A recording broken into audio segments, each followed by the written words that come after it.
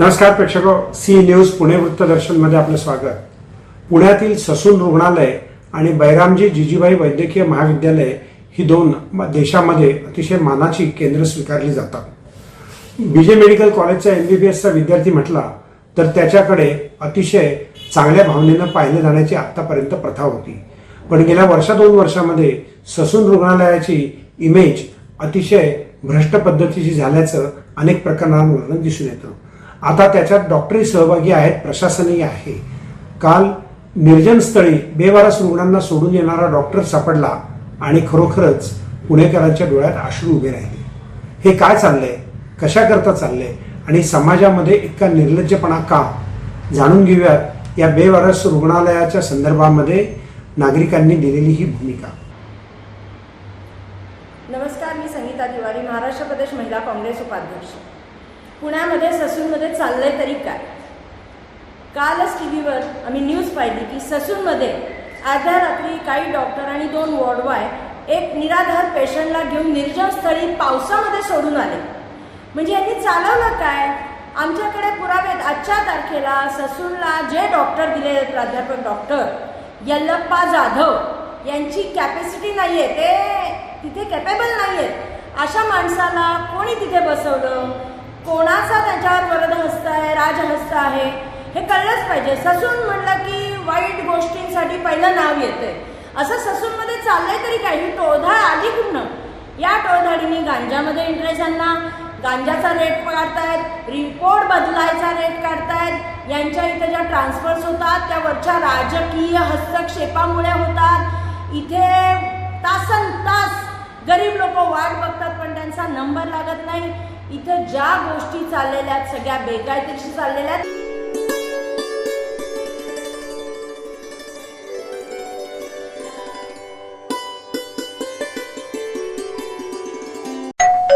अहो उठा ना, ऑफिसला नाही का जायचं? अगं मला आज फ्रेशच वाटत नाही, काही करायची इच्छाच नाही. अहो मग तुम्ही आजपासूनच न्यू युनायटेड फार्मसीचे गुड मॉर्निंग चूर्ण घेणं सुरू करा. अपचन, मलावरोध, बद्धकोष्ठ, आम्लपित्त आणि पोटाच्या तक्रारींवर खात्रीशीर आयुर्वेदिक उपाय. गुड मॉर्निंग चूर्ण. 35 वर्षांपासून सगळ्यांच्या पसंतीचे गुड मॉर्निंग चूर्ण औषधांच्या प्रत्येक दुकानात मिळते.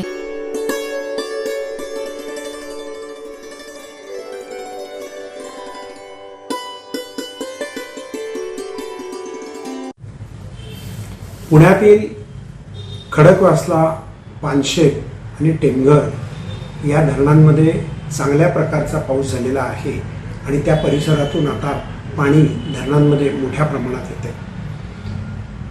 खडकवासला धरण जवळजवळ 67 ते 72% भरलेलं आहे. वरसगाव आणि टेमघर ही धरणं 56-55% रात्री 12 वाजेपर्यंत भरलेली होती आणि पाऊस चालूच आहे, त्यामुळे ती आता 60% गेली असती. या धरणातनं विसर्ग करण्यात येतोय आणि आता पुण्यातील मुठा नदीमध्ये मोठ्या प्रमाणात विसर्ग आल्यामुळे नागरिक नदी किनारी जाऊन भरलेल्या आणि दुथडी वाहणाऱ्या नदीचा आनंद घेत आहेत.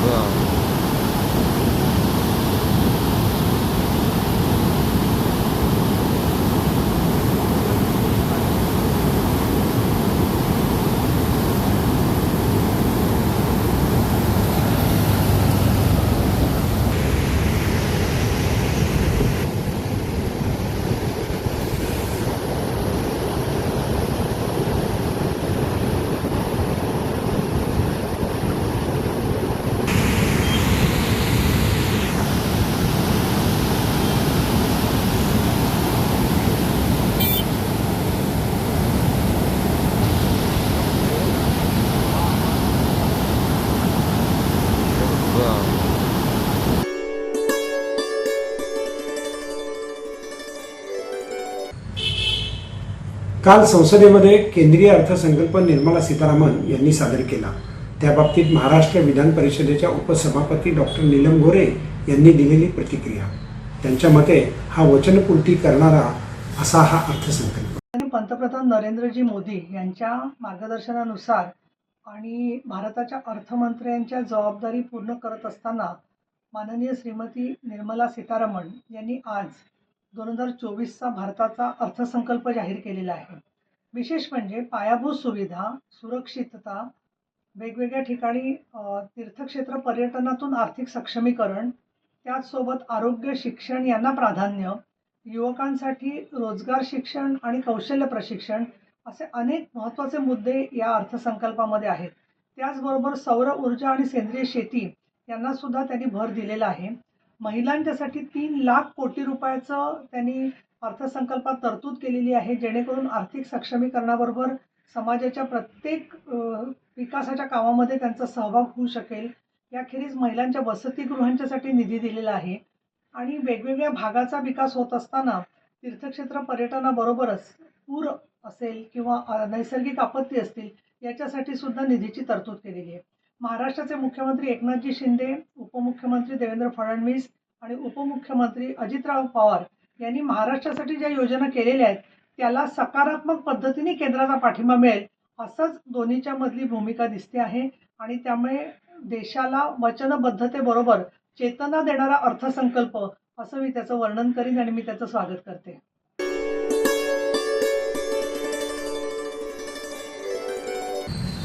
स्वाभिमानी शेतकरी संघटनेतून रविकांत तुपकर यांना निलंबित करण्यात आलं आहे. त्यांना पक्षातून काढून टाकण्यात आलं आहे. आज त्यांनी त्यांच्या समर्थकांसह पुण्यामध्ये एक बैठक घेतली. जाणून घेऊयात नेमकं रविकांत तुपकर हे काय म्हणाले.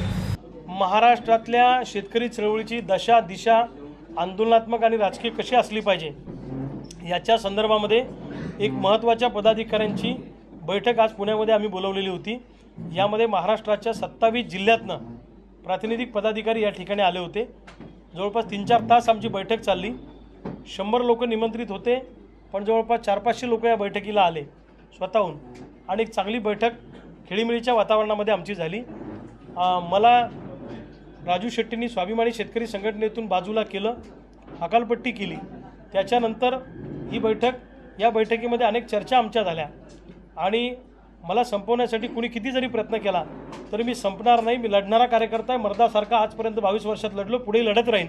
या बैठकीमध्ये महाराष्ट्रामध्ये जे तरुण अतिशय प्रभावशाली पद्धतीनं काम करतात, अतिशय चांगल्या पद्धतीनं काम करतात, वेगळ्या वेगळ्या छोट्या मोठ्या संघटना, सामाजिक संघटना, छोटे मोठे पक्ष यांना सोबत घेऊन एक महाराष्ट्र क्रांतिकारी आघाडी आम्ही आज स्थापन केलेली आहे आणि राज्यामध्ये 25 जागा या माध्यमातून विधानसभेच्या लढवण्याचा निर्णय आज आम्ही घेतलेला आहे.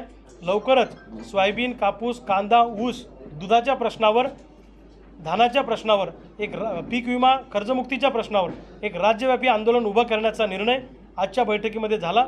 मी स्वतः महाराष्ट्राचा दौरा करणार आहे आणि एक निर्धार यात्रा महाराष्ट्रात काढून शेतकऱ्यांमध्ये चेतना जागून शेतकऱ्याच्या तरुण पोरांना एकत्रित करून शेतकऱ्यांची एक पॉलिटिकल वोट बँक उभी करण्याचा प्रयत्न आम्ही करणार आहे आणि एक व्यापक आंदोलन राज्यव्यापी, एका पिकापुरतं नाही तर सर्व पिकांना डोळ्यासमोर ठेवून एक राज्यव्यापी आंदोलन आम्ही भविष्यकाळामध्ये लवकरच उभं करणार.